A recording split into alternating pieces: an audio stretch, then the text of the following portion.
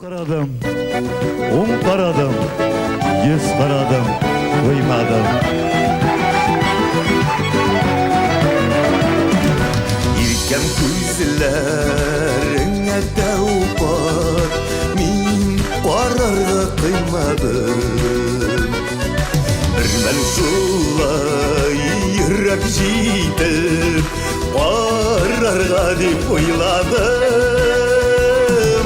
Bir qaradım, qaradım, 100 qaradım, duymadım. Kuyak gördüm şol gözlerden barlık yemedi dünyada. Bir qaradım, qaradım, 100 qaradım, duymadım. Kuyak gördüm şol gözlerden barlık yemedi dünyada.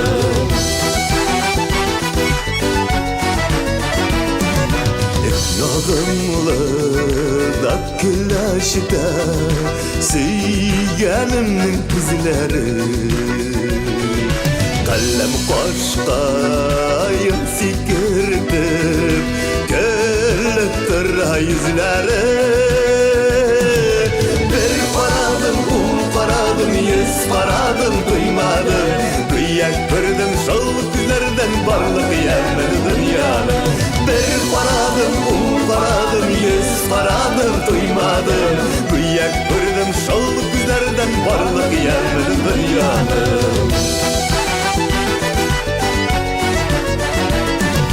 Kayıp bakmağımın iken Nigasın min ilgeri Saf mehabbetin nurun sibe Seyyarimnin gözleri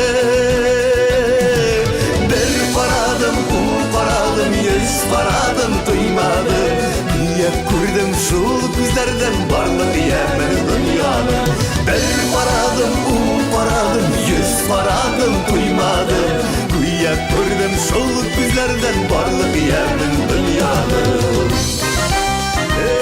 Yigitler